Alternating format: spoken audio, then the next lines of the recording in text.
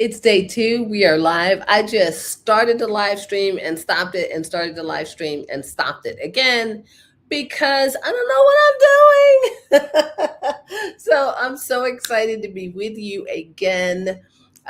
This is Tanae Williams with Clearview Eastern. And today I'm going to talk about some of the amazing things that we're doing, just some of the deal flow we are not doing anything with, and some of just some of the decisions we've made on why we are pursuing this deal flow.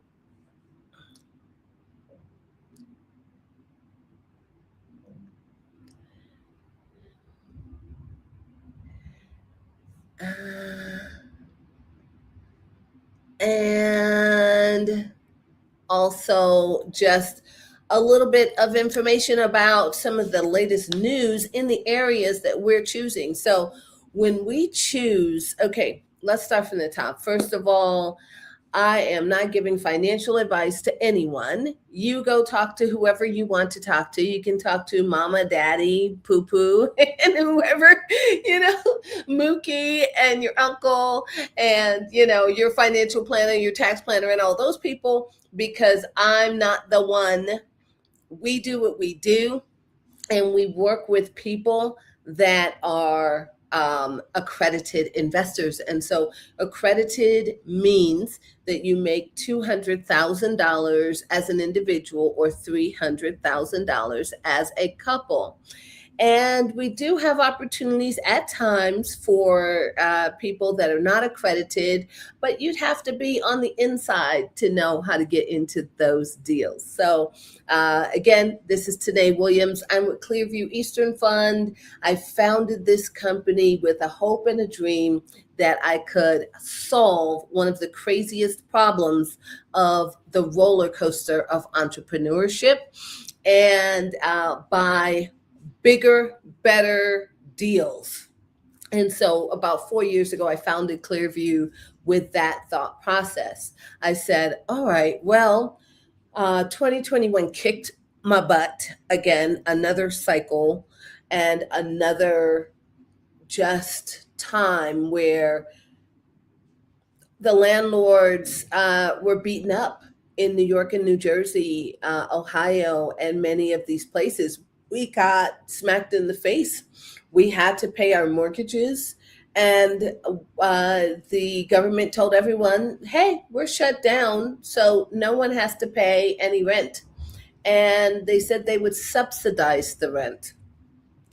And subsidizing the rent is sounds like a great deal, right? It sounds great, like we're going to be guaranteed our rent regardless, so we can make the payments. Unfortunately, in New Jersey, that is not exactly what happened.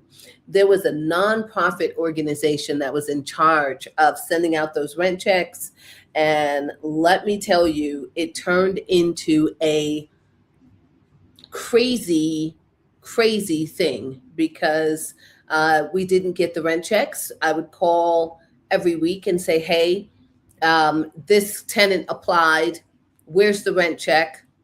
And they'll say they sent it. And then we had to go and track down the post office and see why the post office didn't deliver. We're getting all other mail.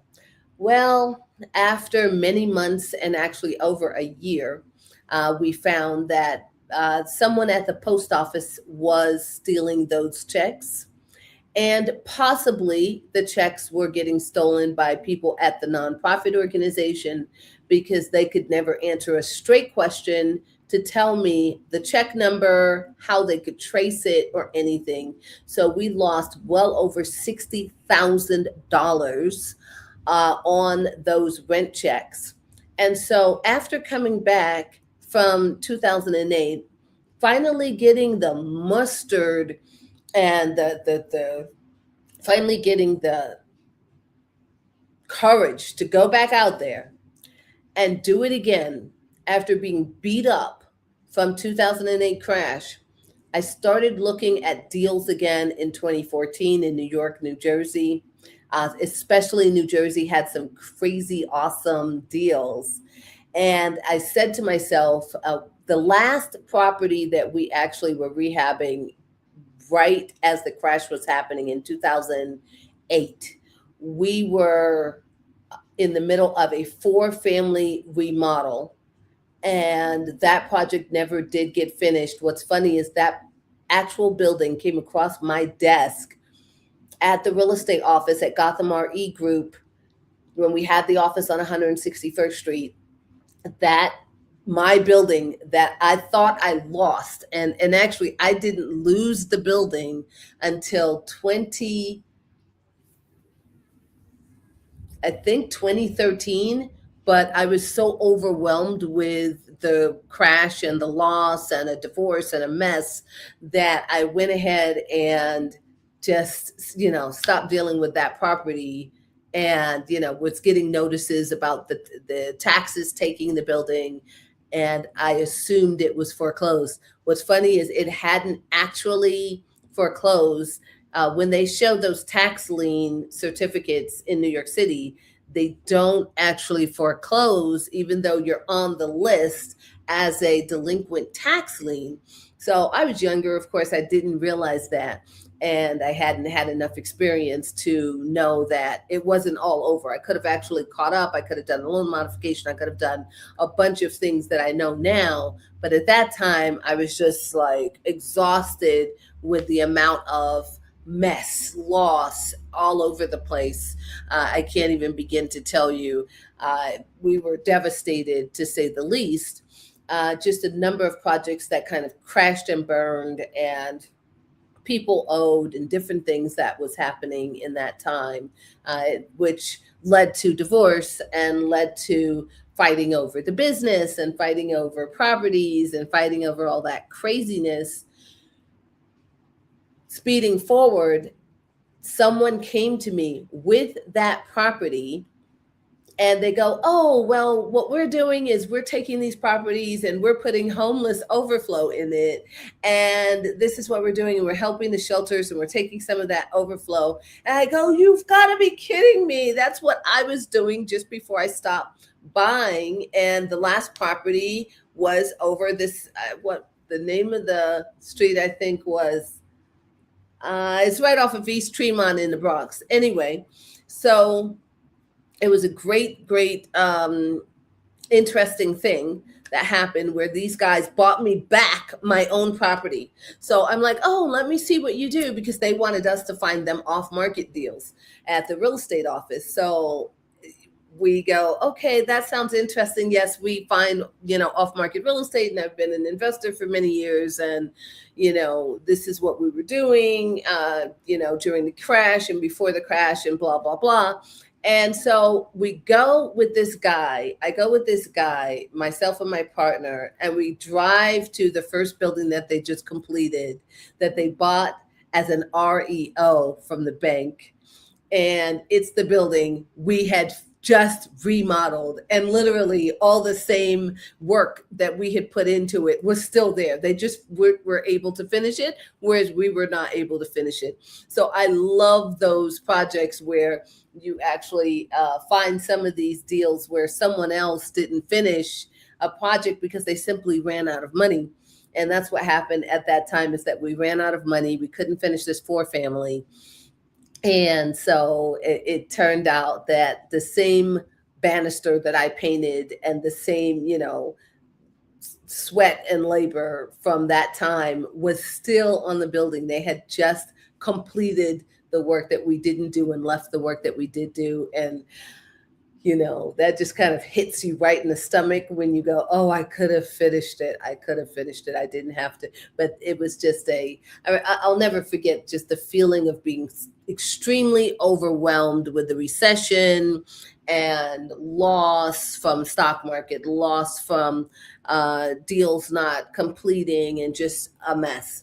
And that kind of ingenuity to keep going, and the perseverance to get up and go again, I know I've done multiple times. And I've got to tell you, it gets to be a pattern, and you start to see the pattern and get above that pattern. And that's one of the reasons that we launched the fund, because I saw the pattern happen again in 2020 with the pandemic. Okay, so now here goes another mess, and we're getting screwed with these rents. And the mortgage companies want their money, but the government is telling people that they don't have to pay. And then there's thieves, and there's all kinds of things that are completely out of your control. So the one thing, so when I came back from 2008, I said, okay, I'm going to buy 2 to 4 family properties and not single family. So the last one that we lost was a 4 family, and before that was all single families. Then I decided, okay, we're going to make more money by having more doors in one place. So the likelihood of someone saying, hey, they can't pay, because we experienced this with single families before. I lost my job. I got sick. This happened, that happened. And you're dealing with tenants. It's just really something that weighs on you when you're dealing with tenants and they lost their job or they got hurt and now they can't pay their rent. And you're not family. You have to be like this person, especially if you don't have a property management. If you have property management, it's so much easier. But in our experience back then, property management was usually 8 to 10%. Plus, they're charging you on top of that, and the margins just were not large enough. These are the lessons learned over time. These are the lessons, the grind that it's taken me to get to this place to where I can sit here and talk to you about how we now have solved these issues of getting above the BS. I can't even tell you enough. It's like, how do I get above the BS? How do I get above the cycles of the insanity? And that's what happened with the fund. The launch of Clearview Eastern Fund is 80% multifamily apartments. So it's more doors. If someone does say, hey, I lost my job, I've got another 99 apartments that probably didn't lose their job. If the government says, hey, you don't have to pay if you don't want to, and you don't have to go to work, and you shouldn't go to work, and as a matter of fact, you're restricted from going to work. If we have another one of those crazy situations, what was interesting about learning how to pay attention to the demographics and how we're paying attention now to the net migration and markets, and understanding at a higher level, at an institutional private equity level, how we can actually get above the BS by being in specific markets like Nashville, Tennessee, like Texas, like Florida, because we saw net migration move east to this, it moved from the east to Texas and moved from the west to Texas. And net migration moved, of course, from New York, New Jersey area to Florida and Texas and Nashville, Tennessee, North Carolina. And these places do not have the same rules and regulations. So depending geographically where someone is, the rules and regulations of the government are different. And so I had to learn that lesson through actual trial and error of, being the go-getter. I know how to do it. I can go do this. I know how to do it. And, oh, I did it. Oh, there's this other part that I didn't know about. So, and it's so funny because we have a lot of institutional investors that tell me now, oh, you're still on fund one. Yeah, call us when you're on fund two, because there has been trial and error that we've learned through private equity as well. Now that we've started fund one, we're completing fund one with only I'd say about $7 million more to go in fund one. So far, so good. We are averaging a nice 22 to 25% IRR for our investors. We've already exited 2 properties. And one of the things that I've done to mitigate risk is to invest alongside seasoned operators that already have been through their 40 years of trial and error and understand the markets that they're in. So, that's why 80% of the fund is multifamily apartments, institutional level multifamily apartments, and 20% of the fund are businesses. So it just so happens that we today are going to be talking about these alternative investments that your financial planner just doesn't tell you about. It's so funny because just before this call, I was talking to my daughter, and she's going to turn 21 in June. She showed me one of her first paychecks where she finally saw $900 on a paycheck. She is stoked. And I told her on the last paycheck, and before she started to get these paychecks, that, hey, listen, you make sure you have what your brothers have. Your brothers are all on Acorns. Check out Acorns, check out Betterment. These are some of the things I suggest in the Buy Income Strategy book. Go and check out some of these automated, AI driven platforms that are going to invest in index. What's lovely about Acorns is it invests in these index stocks, and it, takes your change or whatever you put in there, and it just goes to work for you. And I think that is one of the most awesome things that they've come up with, and they diversify the portfolio. Now, when you think about your financial planner, I found something out really important that I didn't know. I know I didn't know this. And what I found out is the reason that private equity alternative investments are not available to the general public is because that particular company does not want to spend the time to do the due diligence. So they stick to what they know. So financial planners or RIAs, you could go to a RIA. Actually, if you read Money Master the Game by Tony Robbins, that's when I really learned about RIAs, a registered investment advisor. And a registered investment advisor, you can take a potential deal to them, and their job is to evaluate it for you. And they don't have specific recommendations that they make to you per se. They actually have more alternative investments than a typical financial planner. So when you think about what your yield is, and you find out that in some of these alternative investments like multifamily or the way we're buying businesses, you find out that you can see 20, 25%, IRR, whereas the best case scenario that you could see in 7 years, if you could average 10% with a financial planner, and the S&P 500 has been averaging, I'd say, 10 to 15%, but it does have those big downturns. And so financial planners are typically only able to refer those specific types of investments. Every now and then you might be large enough of an investor to get in with like a BlackRock or Blackstone or KKR, and you can get access to those investments. But again, that's private equity.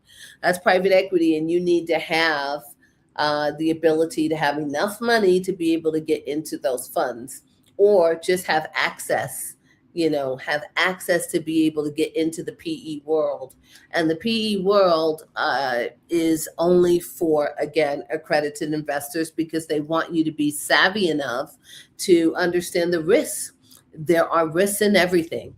So nothing is guaranteed. Even when you invest in the stock market, it's all risk, but these are risks that people understand better, that's been going for 100 years. So however long the stock market's been around, right? So it's been going for a good span of time where people know, okay, I'm going to buy a piece of this company, and this company could make money, could have great earnings, or it could be a lot of fluff and speculation. And like we all saw that GameStop situation happen over in 2020. So the GameStop situation actually taught us a lot, didn't it? Especially the new Gen Zs coming up, that you could, increase the stock and what do they call it? When they increase the stock or even crypto or anything, and they blow it up and then crash it down. They call it a pump and dump. So someone pumps and dumps it. And so you put your money in there and then it got pumped and dumped. Like we see Bitcoin right now going through its little cycle where it's back down in this $60,000 range. And I thought it was never going to come back down there. Just like I thought last time, Bitcoin was never going to go back down to $13,000. I was like, oh my God, I was buying Bitcoin in the $60,000 range. And I was really excited when I got it. I was getting Bitcoin around 30s and 40s. And then, and for some reason, and I learned how to trade it. And this is outside of the fund. This has nothing to do with Clearview. But personally, I learned how, I watched some of those guys that were teaching how to trade crypto and how to play crypto kind of the same way you do options. And it was a lot of fun learning how to do that and playing, the markets. But I eventually lost like $5,000 or something playing around with that. And it was just not consistent. And then I'm not very good at that because then it starts to feel like gambling. So you just don't want to go there and start gambling with your money. You want very consistent, simple things. That's why in the buy income strategy, I go through a risk tolerance level. So depending on your risk tolerance level, I give you 27 ways to buy passive income. And in all of those 27 different ways, it's like, okay, these are low risk, these are medium risk, these are high risk. And so, you understand. That's why the SEC protects all of us, so that, if you're making at least $200,000 a year as an individual, you probably have stocks, bonds, real estate. You understand the market a little bit more, because you shouldn't just make $200,000 a year and then spend it on all liabilities. Some of us do, and that's why I have the buy income strategy, to show you that you should take your earned income and buy passive income with it. And we're here to talk about what kinds of passive income we buy. So, of course, we talked about the apartments and the multifamily, and that whole thing that happened during COVID pushed me to figure out how to get more doors. And I knew that I didn't make a mistake in real estate.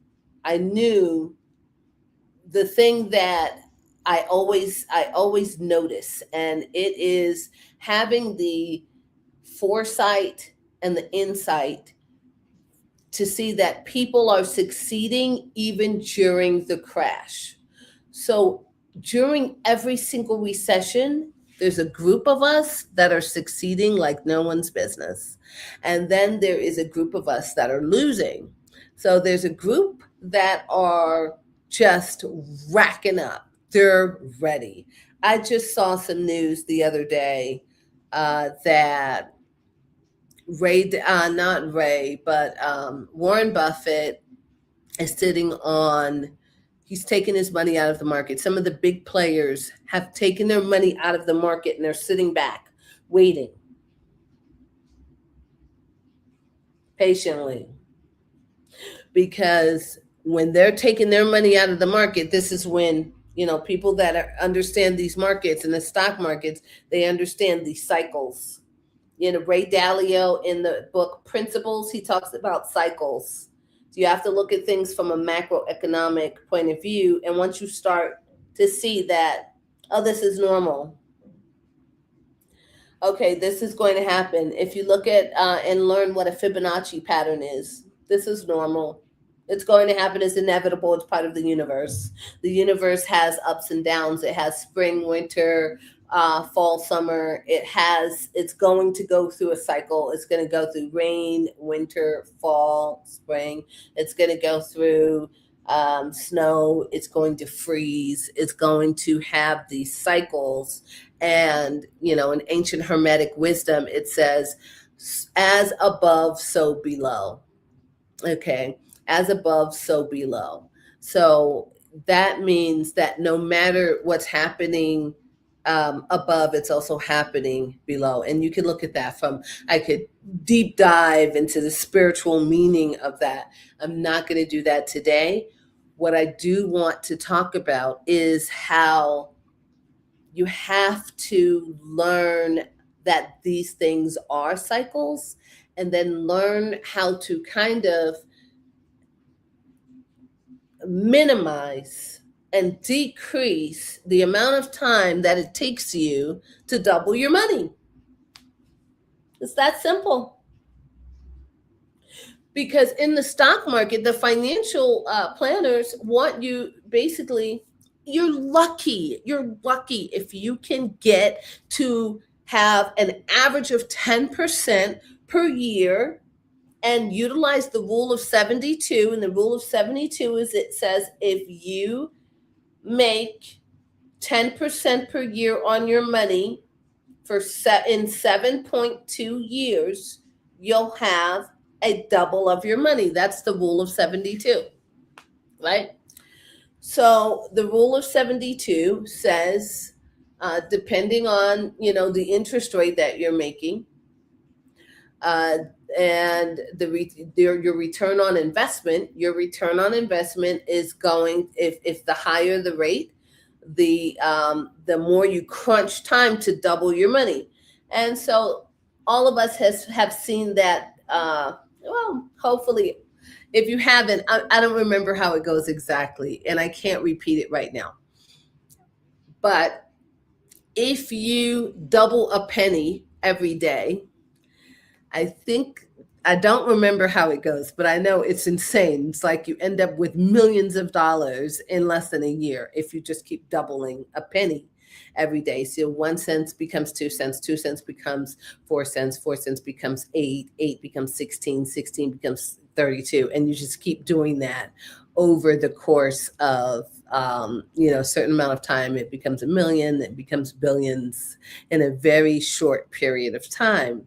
So the trick in investing has always been, how many times can I flip my money in the shortest amount of time?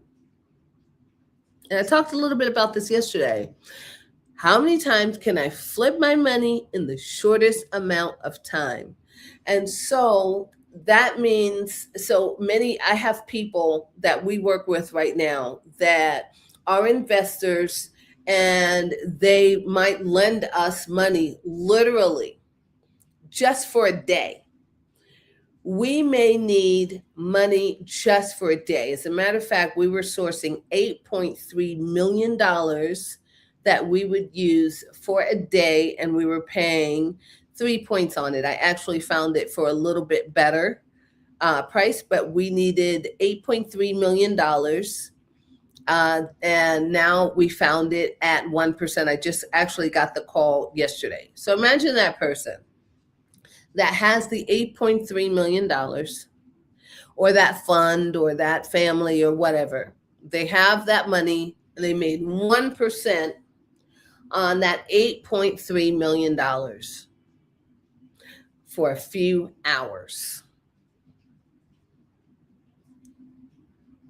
That's the kind of thing that happens inside the private equity world.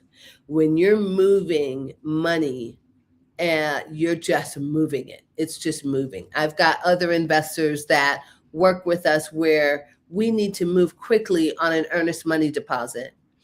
And the liquidity, they will just provide that liquidity for the earnest money deposit.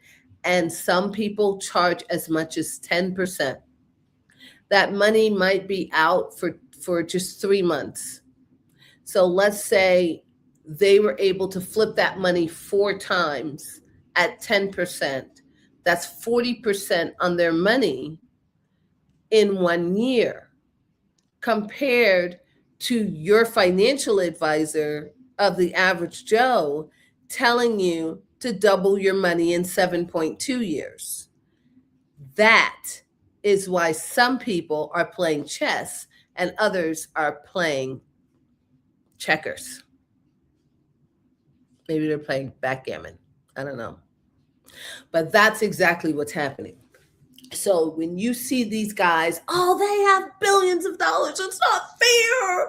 It's not fair to these people. It's just because you didn't learn how to play the game yet. And that's why me, little old me, Tanae Williams, is here to tell you how to play the game, how to get into the game. Oh, I think of all of this.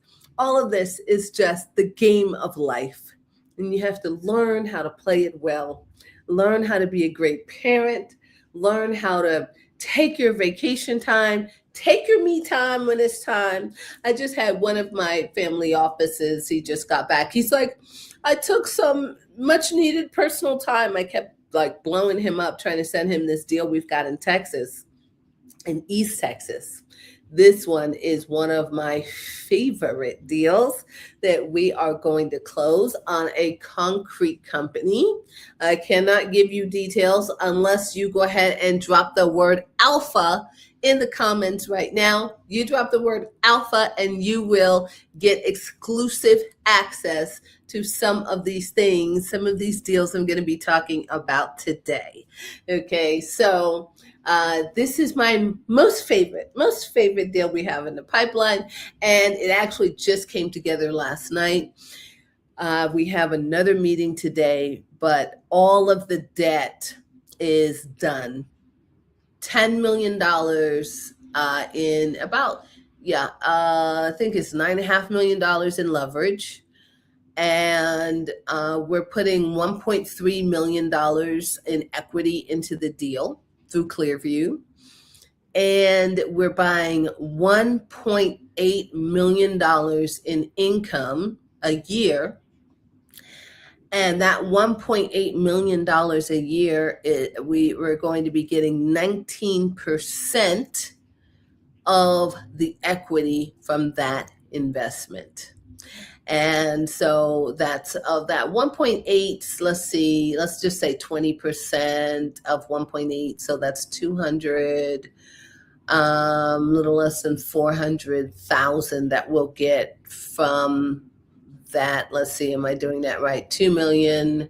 Yep, 200,000, 400, a little less, probably like about $350,000 would be our equity stake of the profits of the current income.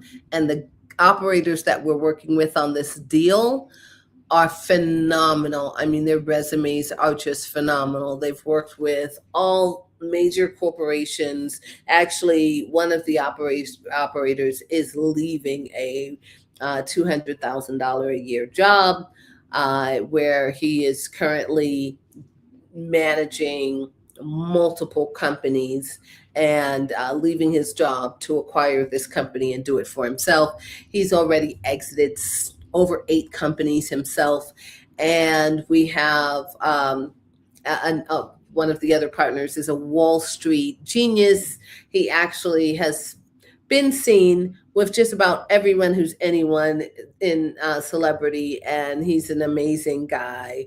And we also have our third leg, who is our financial genius on the deal. But everyone came together, and these guys came together and have been working on this deal to get it to this finish line where they bought in their equity partner for over a year. And this is going to be over in East Texas.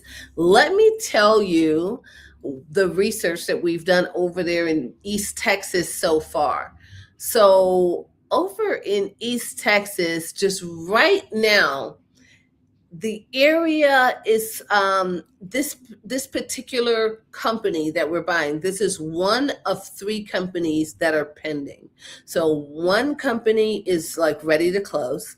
And there's two companies that we're automatically getting equity in. So we are not just getting equity in that 1.8 million, we're getting equity in the next investment, which is a utility company. And so I thought when he said utility company, I didn't even know what he meant, what a utility company was, but I found out that because this is an industrial infrastructure roll up.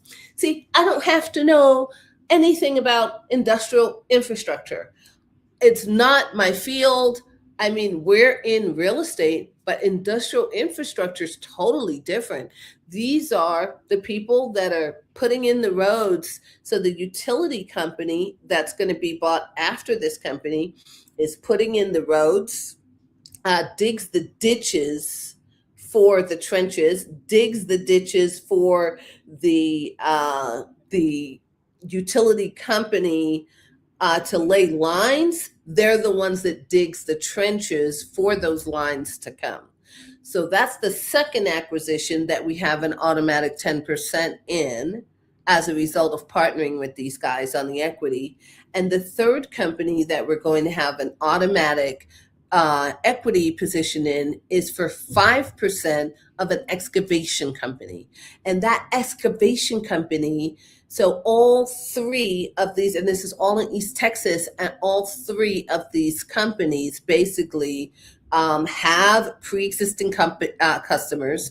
The concrete company is actually a 27-year-old company. So if you've ever heard me talk about the silver tsunami, this is the reason why I saw an opportunity to get above the BS by diversifying, like Ray Dalio says, in principles. In diversifying in markets, multiple different uncorrelated bets. That's how Ray says it. We're going to invest in 15, this fund has 15 plus uncorrelated bets with a wonderful depreciation of 80% from institutional level multifamily apartments. I could talk about this stuff all day long. Okay, so institutional level multifamily means it's above 100 doors. So I got above the BS with the the property managers charging us 8 to 10%. Property managers only make 2.5 to 3% at that level. Go figure. That means we get more money. So we get more money, to our bottom line, because we're not getting feed to death. And I'm saying fee, F-E-E, and I made the word up, feed. Okay, because I am so used to people just taking you. Oh, you make money? Okay, well, let me charge you this. You make money? Let me charge you that. By the time you get finished, you don't have any money left. And so what happened to the investment? Oh, we had this fee and that fee and that fee and this fee. And let me tell you something about Clearview. We are not one of those private equity funds that feeds you to death. So we have that 2-point standard private equity, 2 points on the investments. And all of these investments, the reason why you're going through our private equity fund is because I enjoy looking at these deals, making deals, and putting these things together so that we are winning. We and all of our investors are winning at this game called life, so that we can spend more time with our families, so that we can take our earned income, buy income while we have it, because that's what I told my daughter earlier before this call. You better take 15% of that $900 and put it into acorns. And she goes, 15%? She goes, yeah, I was going to do that, like $50, right? And I'm like, no, what's 15% of, it was $877. It was 15% of $877. She's like, oh, that's $131. Yes, ma'am. Take it off the top, put it into the account. She's like, well, last time I looked at it, it was down. I'm like, don't worry about that. It's going to go up and down. Okay, teaching her early to understand that you might be making money today, but that is not a guaranteed thing. For any reason, they could say, and she's in a sales job. So for any reason, they could let her go. She's not making enough sales. She's not getting enough deals closed. So while you're up, you take your earned income and you buy income with it. And then the next part of the game is to take that earned income and make sure you're making the highest possible return on your investment. And the next rule is to diversify, according to Ray Dalio, who is a macroeconomist who just looks at the big picture, has seen 60 plus years of investments, people like him and Warren Buffett, and say, okay, look, we know stuff is going to happen. We don't know where it's going to happen. No one knows the answer to how this is going to happen and this is going to happen.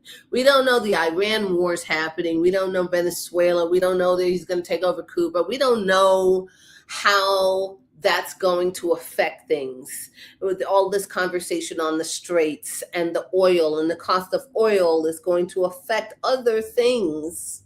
Okay, so as the cost of oil going up, it's going to possibly affect the concrete company. We had a conversation about this last night because of the war. And how do you mitigate these changes that are coming at you? Boom, boom, uppercut, left cut, okay, boom. They're coming at you. So while you think you've got this great plan that you made 5 years ago, that is BS. Nothing is like, boom, this is going to happen, and then this is going to happen, and this is going to happen. The way I was taught to make plans before, it's like, whoa, nothing has ever gone exactly as planned. That is not a thing. And it is certainly not a thing in 2026. So for those of you that are getting upset, that are conservative, and your plan is not working, I'm sorry, honey. I'm so sorry for you, because there are some of you out there that are so structured that you can't take the punches. And I understand, and this is why I'm here, to help you see what I have figured out. And it's these rules. So you got to diversify, because you don't know when the rainstorm is coming. And so over here in East Texas, I just saw the math. This is, like I said, it's a $10 million platform acquisition with $1.8 million in adjusted EBITDA. And the safety is the senior debt is already approved. And the debt service coverage ratio is projected at 2x. That means we are bringing in 2x the leverage. So the debt service coverage ratio, whatever that payment is, the business makes 2x that payment. And so there's a lot of cushion for different things like increasing gas prices. Didn't think about that, but we did. We thought about it. The safety, okay, so then our exit. Now, this is what's interesting. So we're buying this company at 6 times EBITDA, okay? However, the exit would be at 10 to 15 times EBITDA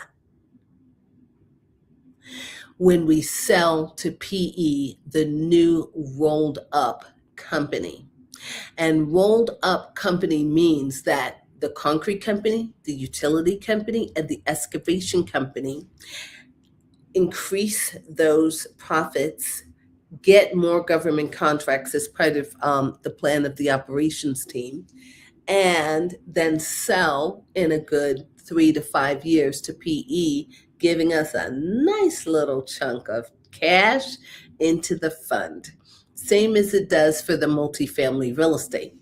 So the over there in this area, so this is over in East Texas in an area called Laredo. Okay. And what's been happening over there? Now, let me tell you about Laredo, Texas. It's the Port of Laredo. This is a trade town. This isn't just a border town. This is like literally the border of Mexico. But it's not just a border town, it's the backbone of North American logistics.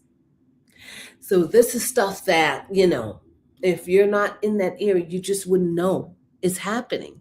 And so the latest news is that the Port of Laredo officially hit a record-shattering trade volume of $353.24 billion for the fiscal year.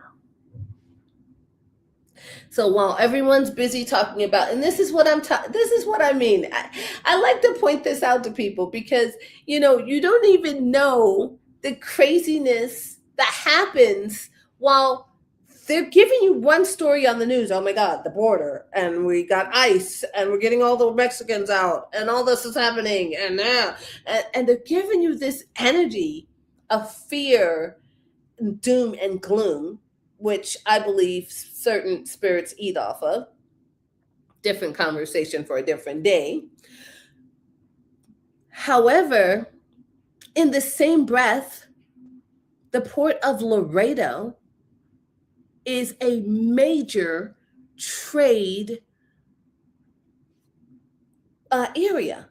And they hit a record high of $353 billion in the last fiscal year.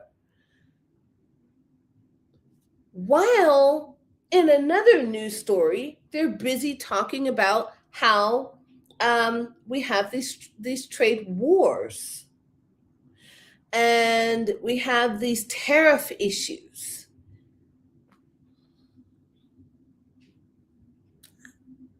I just don't know what to say. Okay. So that's actually Laredo, Texas. I forgot. Laredo, Texas is where we're buying an HVAC company. Okay. Laredo, Texas is not where we're buying the other company, but it is also in East Texas. Laredo is where an HVAC acquisition is actually happening. So we have four that are actually in the pipeline that are in East Texas, that are all now this HVAC company. If you don't know about HVAC, I mean, this company it's been increasing its revenue, and it's probably because of that $353 billion in trade volume. But in 23, this company did, I think it was a little under $1 million, then it did $2 million. This year, it just did $2 million first quarter. And we're in the process of buying that company. Phenomenal company with major commercial clients, all commercial. And that is another project that we're working on. We're buying that company for $2.4 million.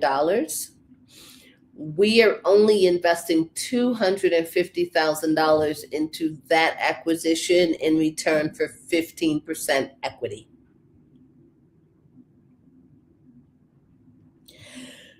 So that is another deal in our pipeline. Now, let me tell you what we're doing in the healthcare space. So remember I told you about that diversification, because when you think about what happened during COVID, and here's what happened during COVID, and this is where fear set in. For the first time ever, I actually was looking into private equity and how to launch a private equity fund. And at the time, just before COVID hit, the year before in 19, I was looking at having all of us invest together in in just a number of different, I was looking at businesses. I was looking at businesses because I was following that guy, Dan Pena. And I saw that there was a way to buy businesses and a way to buy income. And I said, okay, we're going to need more money. It can't just be my money. And so the first time, and this is what a syndication is, a private equity fund, and filing an exemption with the SEC simply means you're doing a syndication, and syndication simply means all of us are putting our money together to do bigger things, and that's all it means. We're putting our money together to buy bigger things, like a $10 million concrete company or a $2 million HVAC company. And so on this particular deal, so in diversifying, we are also investing along with a group doing a healthcare roll-up. So this group, what they're doing is behavioral mental health. They have a behavioral mental health company they're buying in Oregon. They have a company in Chicago that they're buying, which is a health and wellness company. What's interesting about this health and wellness company, let me tell you about this health and wellness company. So we have, and then there's another company in Florida in the Villages, which is the retirement community that everyone's raving about. So that retirement community, they're buying a established platform company in the Villages, built for a disciplined roll-up strategy. And that particular company is doing, let's see, do I have some more info? I put together a few little highlights for me to remember our deal flow. Da, da, da, da.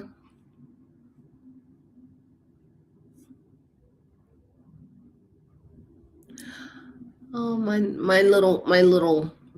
little highlights are not exactly what I wanted. But let's see. 29 years. And well, I'm not going to go into all the exact details. Of course, you can drop the word alpha in the chat, or as a comment, drop the word alpha, and you'll get all of the executive summaries. You'll get our private placement memorandum and all the information that you need to be able to take a look at the finer details of what we're doing and some of these opportunities. But yeah, so the healthcare is, like I said, in the Villages, and that is a 29-year-old established company. And we're purchasing that company, I think, for under $2 million, and it makes a little over $500,000 a year. It comes with, I think we're negotiating to get the real estate, but that's in the pipeline. We also have the next acquisition that's the closest to closing is a horticulture platform. And this is a 40-year-old tropical foliage grower with 75% gross margins. So the top line revenue on that company is $3 million. So this is what I'm talking about. We're buying income. The EBITDA is over $900,000. That's buying cash flow. We're taking our money and buying income with it. Then the behavioral health company in Oregon has over 300 plus patients. That's their base patients. So these are not speculative startups. These are established cash flowing machines. And if you're tired of the hype and ready for actual yield, stop watching from the sidelines. Stop only playing in the stock market, because you've got to diversify. You've got a little money in the stock market. And of course, I've been talking about my little youngin that's coming up, the last one, my little mini me. She's my little girl. My two boys are already following in my footsteps. They're living their best lives. Okay, they're living their best lives. They do what they do, however they want to do it, whatever fills their heart. And I can't ask for anything else. And they live freely. What else could you want from life than not to be tied down to someone else's dream and not getting what you want out of life? You should, even if you were tied to someone else's dream and you were part of the team building something special, and every single job that every single person does is needed, right down to my housemaid that just did the laundry yesterday. Everyone is needed, because I don't have time to sit there doing laundry. Somebody's got to do stuff. She cooked for me last week. I'm trying to get used to this whole thing. Okay, because it's time. My time is better spent preparing for this podcast to share with millions of you, to show you there's a better way. So while they're touting that AI is going to take everybody's job, while you're up, take your earned income and buy passive income with it. Okay, and so let's see. I want you to drop the word alpha in the comments so you can get that direct link to these opportunities. Okay. And let's see. So I know a lot of people have questions. So one of the questions is, why isn't a private equity giant already buying these companies? Because one of the things that I learned when we started to get into M&A is that the giants, the low of the totem pole is like $5 million. And there's a group of PE firms, they want to see $5 million minimum in EBITDA. This is why it's a major opportunity for us to focus on these companies and roll them up so that they're good enough for the larger PE companies. So these companies that, that have been established for 20 years, 30 years, 40 years, and the people are just simply tired. Like on the concrete company, on our meeting last night, one of our partners was just like, yeah, the owner is just tired. Like, there's plenty of things he could do to increase his revenue. He can easily become a $5 million EBITDA company, but they're literally just still doing everything old fashioned. They mix the concrete, they got a few trucks, they keep it clean, and they send it off. They've got their clients and their referrals, but he could be expanding exponentially. He just doesn't have the energy to do it anymore. And so us coming in and buying this company that's only got 1.8 million in EBITDA, the larger PE firms don't want that company. And then guys like BlackRock, I mean, they are focused. I have another partner that I've met through our M&A journey, Mark Allen. Actually, you can check the podcast. We did a podcast just earlier this year. And Mark, now he's focused on smaller companies. But for several years, he was only focused on companies that are doing $100 million or better. And so, and he works on the sales side. So he had helped sellers increase their EBITDA to get them so that the bigger BlackRocks and KKRs and those bigger companies can buy them. So because these guys are just lazy and they're looking for those $100 million checks. That's what, the big PE firms do. And so we're playing in the sub-institutional market. It's a little sweet spot where the real alpha lives. And again, I want you to drop the word alpha to learn more about what we do. Okay, so is this just another turnaround headache? All right, so this is not another turnaround headache. We buy cash flowing. We don't do turnarounds. So we don't do turnarounds at all. We don't do broken in this business. As a matter of fact, I can tell you there was several companies that we've turned down because the income was declining. And so we're not buying any company where the income is declining. We're not buying any company where it's a single owner. That's not something we're interested in. So we have our criteria, and our criteria is really, really important to try and de-risk the situation. We know that, the company is going from established owners that have had it for 20, 30 years, and those owners are usually going to stay on for 6 months, a year. They'll stay on as consultations. On that concrete company, the owner is staying on full-time for 90 days, consultation for a year, and his son, who has worked there for over 10 years, is staying on permanently, and we're doing a contract with him. So, we know that we're de-risking, the situation where there are simply unknown factors when the company changes hands. And so when the company changes hands, everyone's taking a risk on that. Our equity is taking a risk that the operators that we're choosing to align with can take that ball and keep running with it and increase it. And that's one of the things that we concentrate on, that this is not what we do. So like take the Chicago health and wellness company.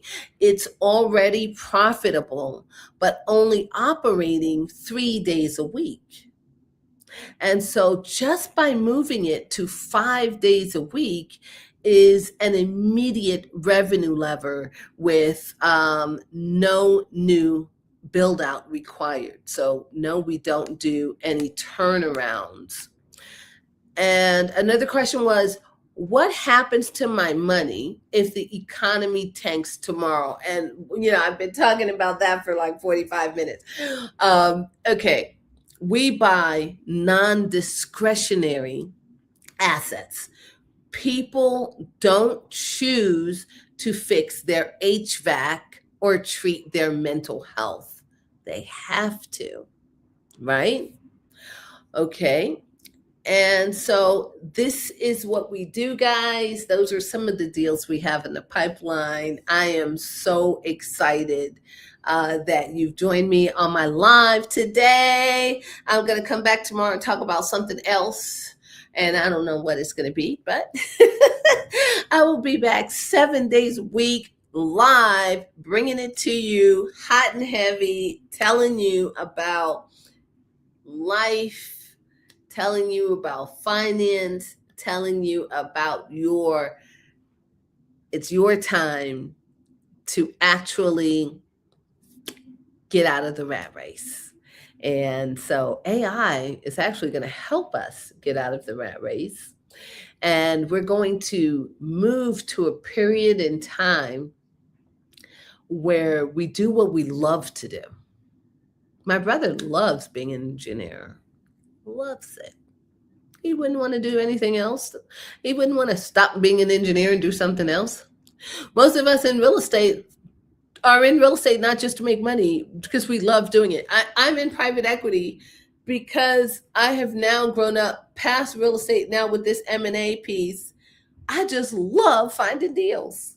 I will keep finding deals and putting it together and making sure we make enough money. And this is my love and passion that I will do forever, okay, until I get tired and do something else. And we are moving into that stage, not where we are doing stuff that we have to do, but we're doing stuff that we want to do to be part of this society, to be part of the community, because everyone needs to do something, and you just don't feel like a human being if you're not doing something. That's why that idea of retiring at age 65 or 67 is stupid, because you don't retire and do nothing. You just move on to what you're going to do next, and no one needs to tell us what age that is, in my opinion. Okay. So, look, you can keep your money in a safe index fund and pay and pray. Okay, I'm reading this out loud. So you can keep your money in a safe index fund and pray for 7%. Or you can back a Marine veteran like one of our operators, or a clinic or a clinical expert like another one of our operators who are actually on the ground building these platform companies. Which one sounds like a real investment to you? So, would you like more information? Drop the word alpha in the chat and we will get you some more information, and I'll talk to y'all soon. Later.